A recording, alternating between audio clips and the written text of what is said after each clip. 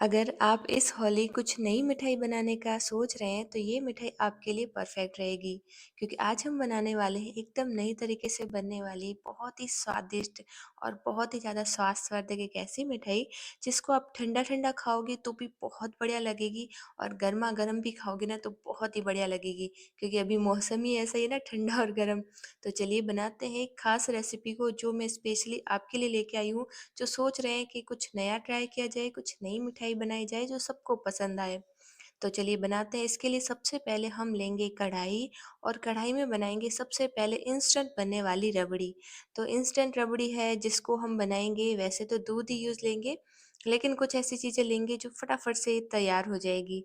तो यहाँ पे 7 से साढ़े 700 ml जितना मैंने दूध लिया है। आपको जितनी रबड़ी बनानी है उसके अकॉर्डिंग दूध ले लीजिए।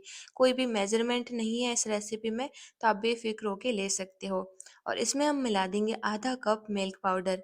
तो मिल्क पाउडर से हमारी जो रबड़ी है इंस्टेंट बन जाएगी, ज़्यादा घंटों देर तक पकाना नहीं पड़ेगा दूध को और ना ही हमारा टाइम भी वेस्ट होगा। तो कई बार है ना, हमें इंस्टेंट चीज़ें भी अच्छी लगती है और हम इसको ट्राई कर सकते हैं।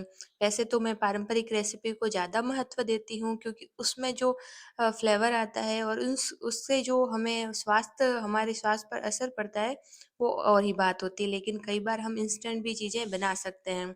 तो सबसे पहले तो मिल्क पाउडर को अच्छे से फेंट लेंगे, ताकि मिल्क पाउडर दूध में अच्छे से मिक्स हो जाए। यहाँ पे गैस की फ्लेम को अभी ऑन नहीं करना है।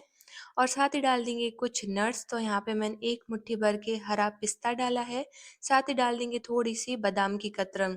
तो ये मैं ड्राई फ्रूट कटर से मैं बादाम की कतरन कट कर रही हूँ। ड्राई फ्रूट कटर ऑनलाइन आपको बहुत ही कम रेट में मिल जाता है। इसका लिंक मैंने ना ऑनलाइन लाइव मैंने जब एक वीडियो डाली थी उसमें डाला है। आप चाहें तो वहाँ से बाय कर सकते हैं। बहुत ही अच्छा प्रोडक्ट है। कभी भी आप चाहें ना तो ड्राई फ्रूट कट कर सकते हो इससे, कोई भी प्रकार के।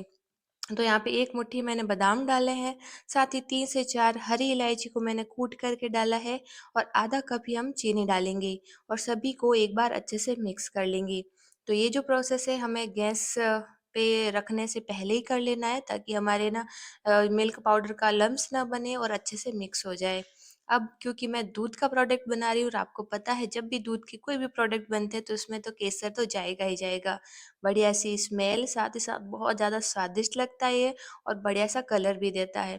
तो यहाँ पे 10 से 15 धागे केसर के डालने के बाद अब इसको गैस पे रख देंगे और अच्छा सा उबाल आने तक पकाएँगे।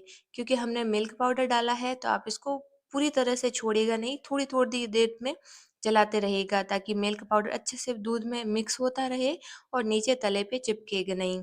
तो यहाँ पे जो रबड़ी बनाएँगे ना वो इंस्टेंट बनेगी और बहुत ही झटपट से बन जाएगी। तो बस ये एक उबाल आ गया है, तब तक मैंने इसको ज़्यादा एक्स्ट्रा काम नहीं किया है, बीच-बीच में चलाया है और अभी आपको चलाना ही है। तो आप इसको पकाएँगे, उबलने के बाद 4 से 5 मिनट तक हाई फ्लेम पे पकाएँगे और बहुत ही जल्दी हल्का-सा गाढ़ा होना शुरू हो जाएगा। तो इसमें आज जो हम रबड़ी बनाने वाले हैं वो एकदम थिक नहीं बनाएँगे, थोड़ी-सी पतली रखेंगे, क्योंकि जैसे-जैसे ठंडी होती है वैसे-वैसे गाढ़ी होती है और जब फ्रिज में रखते हैं तो और ज़्यादा गाढ़ी हो जाती है। तो मैंने 5 से 7 मिनट तक उबलने के बाद मैंने इसको अच्छे से पका लिया है और इसमें हल्की-सी मतलब आप कह सकते हो मलाई साइड में लगने लग गई है, हल्का-सा गाढ़ापन आ गया है, बस इतना ही पकाएँगे। तो आप मान सकते हो 50% ही हमने इसको पकाया है, इसको बिल्कुल हाफ़ नहीं करना है और ना ही इतना गाढ़ा करना है कि बहुत ज़्यादा गाढ़ी हो जाए। अब यहाँ पे गैस की फ्लेम को बंद कर दिया है, ढक कर के रख दिया है। अब जो हम मिठाई बनाने वाले हैं उसका हम बेस तैयार करेंगे। तो सबसे पहले मैंने 1 कटोरी घर का बना मावा लिया है। तो ऑब्वियसली घर का मावा है तो यहाँ पे इतना गाढ़ा नहीं होगा जैसा हम मार्केट से लाते हैं, एकदम वो पनीर के जैसा मिलता है वैसा नहीं है, क्योंकि इसमें बहुत टाइम लगता है इसको पकाने में, पास में खड़ा रहना पड़ता है। तो ये मतलब आप बिल्कुल गाढ़ा भी नहीं है, तो बिल्कुल इतना भी पतला नहीं है कि एकदम पतली कंसिस्टेंसी में हो, मतलब नॉर्मल मीडियम में है। तो यहाँ पे मैंने 2 अलग-अलग टाइम में 2 कटोरी जितना मावा बना लिया था, एक होममेड मावा है। अब इसके अंदर डालेंगे अरारोट। तो यहाँ पे मैंने 4 छोटे चम्मच अरारोट डाला है। यहाँ पे जो हम बाइंडिंग के लिए जो चीज़ें यूज़ करेंगे ना, वो ज़रूरी नहीं है कि जितना मैं लूँ उतना ही आप लो, क्योंकि अगर आप मार्केट वाला मावा लोगे ना, तो उसमें बाइंडिंग की जो लिए चीज़ें यूज़ होगी वो बहुत ही कम होगी। तो यहाँ पे मेरे पास गीला मावा था ना, इसलिए मैंने 4 टेबल स्पून जितना अरारोट पाउडर लिया है और 2 चुटकी जितना मैंने इसमें मीठा सोडा ऐड किया है, ताकि इसमें अच्छा सा क्रंच आए, अच्छे से फूले। तो ये मिठाई तो वैसे तो पूरी है ना जलेबी के जैसे ही बनेगी, लेकिन इसको हम बनाने वाले हैं मावे से। तो एक प्रकार से आप कह सकते हो ये मावा जलेबी है। तो मैं भी फर्स्ट टाइम ट्राई कर रही हूँ, मुझे बहुत अच्छी लगी तो मैंने सोचा जब बनाई है और इतनी मेहनत की है तो आपके साथ शेयर करना तो बनता ही है। तो सबसे पहले इस अरारोट को मावे के अंदर अच्छे से मसल-मसल के मिक्स कर लेना है, ताकि जो मावे में थोड़े से क्रंच है, मतलब थोड़ी बड़े जो बाइट्स है, छोटे टुकड़े हैं, जैसे अच्छे से मेल्ट नहीं होता है, तो अच्छे से सॉफ्ट हो जाए, फ्लफ़ी हो जाए, एकदम चिकना हो जाए, क्योंकि हमें इसकी आगे जलेबी बनानी है ना इसलिए। तो इसको अच्छे से हाथों से फेंटेंगे। अब हम डालेंगे इसके अंदर 4 छोटे चम्मच जितना ही मैदा। तो यहाँ पे क्योंकि मैंने कहा ना मेरा जो मावा है घर का है, थोड़ा-सा गीला है, तो मैं दोनों का ही मेज़रमेंट बराबर रख रही हूँ, 4 चम्मच अरारोट और 4 चम्मच मैंने मैदा डाला है। और अच्छे से इसको मसलते हुए मिक्स कर लेना है। ये बाइंडिंग का काम करेगा, क्योंकि जो मावा है वो प्योर है, उसके अंदर कोई भी आटा वगैरह ऐड नहीं किया है। और आज की जलेबी ना तो आटे से बन रही है और ना ही किसी दाल से। आज हम इसको बनाने वाले हैं प्योर मावा से। तो बहुत ही स्वादिष्ट लगेगी, एक नया-सा टेस्ट आपको मिलेगा। तो थोड़ा-थोड़ा करके मैंने टोटली 4 चम्मच मैदा, 4 चम्मच कॉर्नफ्लोर ऐड किया है और अच्छे से बैटर बना लिया है। अब यहाँ पे लेंगे 1 ग्लास और एक लेंगे पाइपिंग बैग। अगर आपके पास पाइपिंग बैग नहीं है, तो कोई भी आप दूध की थैली या फिर साफ छोटी पैकेट आती है पॉलीथीन की, वो ले सकते हो, उसमें भी आप इसको बना सकते हो। तो मैंने पाइपिंग बैग में डाल दूँगी 4 छोटे चम्मच भर करके बैटर, मतलब जितना पाइपिंग बैग है उससे थोड़ा-सा कम रखेंगे ताकि ये निकले नहीं। और आप बैटर की कंसिस्टेंसी देख सकते हो, एकदम थिक भी नहीं है, तो इतनी भी लो नहीं है कि हम जैसे ही डालें वो निकलना शुरू हो जाए। तो सेमी थिक है, इस बात का आप ध्यान रखें, क्योंकि जो बैटर होता है उस पे डिपेंड करता है कि हमारी मिठाई कैसी बनेगी। तो यहाँ पे देखिए मैंने ग्लास को फिल कर लिया है और इस बैटर को इस तरह से आगे करेंगे ताकि अच्छे से कवर हो जाए, मतलब आगे तक बैटर आ जाए। तो यहाँ पे देखिए कितना बढ़िया सा हमारा बैटर बन के तैयार हो गया है। और सच मानिए दोस्तों, ये मिठाई मैंने भी फर्स्ट टाइम बनाई है और मुझे बहुत पसंद आई और आई होप आप सभी को भी बहुत पसंद आएगी।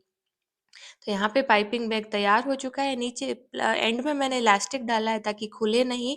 और आगे से छोटा-सा एक बार कैंची से कट करेंगे छेद, और एक बार चेक करेंगे कि हमारी जलेबी है वो कितने साइज़ की आ रही है। तो मैंने स्टार्टिंग में जब इसको कट करके देखा तो ये बिल्कुल पतली आ रही थी। इतनी पतली तो अगर हमने घी में डाली ना तो वहीं चिपक जाएगी और बहुत जल्दी सिक जाएगी। तो फिर से छोटा-सा कट लगाया और अब मुझे परफेक्ट लग रही है, इससे ज़्यादा हमें मोटी नहीं रखनी है, क्योंकि जब इसको घी में हम फ्राई करेंगे तो और फूलेगी। तो यहाँ पे घी को मैंने रख दिया है गरम होने के लिए, एक छोटा-सा टुकड़ा डाल के चेक कीजिएगा। ये डालते ही ऊपर आ रहा है तले पे, तो यानी कि हमारा जो है ना घी है अच्छे से गरम हो चुका है।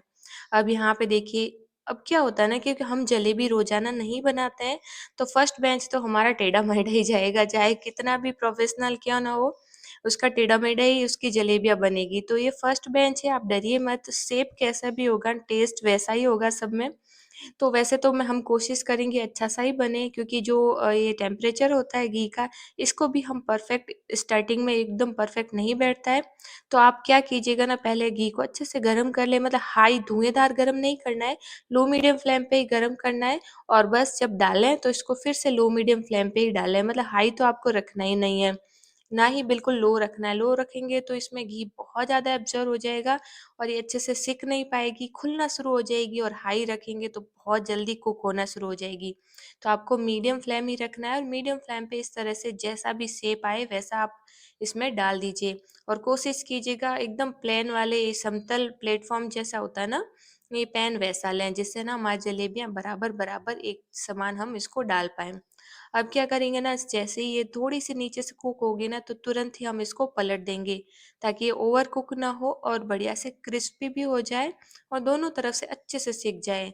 तो मैं इन जलेबी को अच्छा-सा लाल करके सेक रही हूँ, तो अगर आप चाहें तो हल्का-सा येलो कलर तक सेक सकते हो, और अगर आप लाल-लाल आपको पसंद है मेरी तरह, तो आप इस तरह से एकदम लाल बढ़िया-सा सेक के भी तैयार कर सकते हो। तो यहाँ पे हमारे फर्स्ट बेंच वाली जलेबियाँ फ्राई हो चुकी थी, सिक तो इनको अब हम निकाल देंगे। तो सारी जलेबियों को हम इसी तरह से बनाएँगे, लेकिन जैसे-जैसे हमारा बेंच चेंज होगा, जैसे सेकंड, थर्ड, तो हमारा हाथ भी बैठ जाता है और ये जो जलेबियों का शेप है वो भी एकदम परफेक्ट हो जाता है। और साथ ही साथ हमें ना घी का टेम्परेचर भी पता चल जाता है कि हमें जलेबियों को किस टेम्परेचर पे डालना है, कितना पकाना है, सब कुछ पता चल जाता है जैसे-जैसे हम पकाते हैं। तो आप फ्री माइंड होके आप बना सकते हो। फर्स्ट बेंच खराब होगा या फिर खराब नहीं कह सकते हो, थोड़ा-सा शायद शेप बिगड़ेगी या फिर कम-ज़्यादा होगा टेम्परेचर, लेकिन सेकंड बेंच और थर्ड बेंच में आप इस तरह से प्यारी-प्यारी जलेबियाँ बना सकते हो। तो देखिए सेकंड बेंच हमने किस तरह से बनाया और कितनी सारी ढेर सारी जलेबियाँ हमने एक साथ डाल भी दी है। तो मैं ये जो बैटर है पूरा उसमें 2 बार मैंने इस पाइपिंग बैग को भरा और यहाँ पे हम तैयार कर लेंगे थाली भर के जलेबियाँ। तो सबसे पहले तो सारी जलेबियों को हम फ्राई कर लेंगे और यहाँ पे कोशिश कीजिए लो मीडियम फ्लेम पे पकाएँ ताकि अंदर तक अच्छे से सिके, क्रिस्पी बने। जितनी क्रिस्पी होगी उतनी ज़्यादा बढ़िया लगेगी। तो आज इन जलेबियों के लिए हम ना तो कोई चाशनी बनाएँगे और कुछ भी नहीं करेंगे, सिर्फ़ और सिर्फ़ हम इस रबड़ी के साथ ही इसको सर्व करेंगे। तो यहाँ पे लाइट जा चुकी थी लेकिन हमारी रेसिपी कंटिन्यू थी। तो यहाँ पे एक-एक करके हमने सारी बेंचेस बना दिए हैं और यहाँ पे सारी जलेबियाँ तैयार कर ली है। अब क्योंकि बना रहे हैं हम रबड़ी के साथ इसको, तो कोई भी चाशनी की ज़रूरत नहीं है और ना ही हमें इसको डीप करना है। तो सबसे पहले तो आप इसका क्रंच देख सकते हो, इसका टेक्सचर देख सकते हो। सारी जलेबियाँ बढ़िया है क्योंकि इसमें बाइंडिंग नहीं है, तो आप देख सकते हो फूली अच्छे से हैं और इसमें अच्छा खासा मावा है। तो यहाँ पे हमारी मावा जलेबी बन के तैयार हो चुकी है। तो मैं इसको तोड़ के दिखा रही हूँ, ऊपर से क्रंची भी है, अंदर से सॉफ्ट भी है। ऐसा नहीं है बिल्कुल हार्ड है और ऐसा भी नहीं है कि एकदम सॉफ्ट है कि अब आप इसको खा ही नहीं पाओ। तो चलिए अब हम इसको करते हैं सर्व। तो सर्व करने के लिए मैं एक प्लेट में डाल रही हूँ हमारी रबड़ी। तो आप देख सकते हो ठंडी होने के बाद इसमें अच्छी सी लेयर आ चुकी है और एकदम बढ़िया परफेक्ट टेक्सचर में है। मतलब ये पतली रबड़ी इस मावा जलेबी के साथ बहुत ही ज़्यादा बढ़िया लगती है। तो मैंने इसमें अलग से कुछ भी नहीं डाला है क्योंकि हमने ड्राई फ्रूट ऑलमोस्ट ऐड कर रखे हैं। बस थोड़ा-सा टेक्सचर के लिए मैं इस पे सिल्वर वर्क जो है मैं इसमें लगा रही हूँ ताकि और ज़्यादा अट्रैक्टिव हो दिखने में भी और खाने में भी बढ़िया लगे।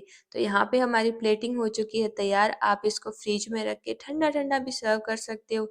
जलेबियाँ अलग से रखिएगा और रबड़ी अलग से रखिएगा। जब सर्व करनी है तभी डालिएगा और ये बहुत ही बढ़िया लगती है। ठंडी-ठंडी तो बहुत ही अच्छी लगती है क्योंकि अभी मौसम भी गर्मी का आ चुका है और अगर आपको गरमा-गरम पसंद है तो गरमा-गरम रबड़ी को गरम करके आप जलेबी डाल कर के आप इसको खा सकते हो। तो दोनों ही तरीके बहुत बढ़िया लगते हैं। तो आपको ये नई प्रकार से बनी हुई जलेबी कैसी लगी मुझे कमेंट सेक्शन में ज़रूर बताइएगा। आपका सपोर्ट मुझे यहाँ तक लाया है और आगे भी आशा करूँगी आप अपना सपोर्ट यूँ ही मेरे साथ बरकरार रखिएगा। तो आज की रेसिपी अगर थोड़ी-सी भी अच्छी लगी तो लाइक कीजिएगा, शेयर कीजिएगा और चैनल पे नए हैं तो प्लीज़ चैनल को सब्सक्राइब ज़रूर कीजिएगा। आप कहाँ से ये रेसिपी देख रहे हो मुझे ज़रूर बताइएगा क्योंकि इस होली सभी को मैं हैप्पी होली करना बिल्कुल भी नहीं भूलूँगी। पूरा रिप्लाई करूँगी और मेरा रिस्पॉन्स दूँगी। तो मैं मिलती हूँ अगली वीडियो में, तब तक के लिए thank you, take care and bye bye.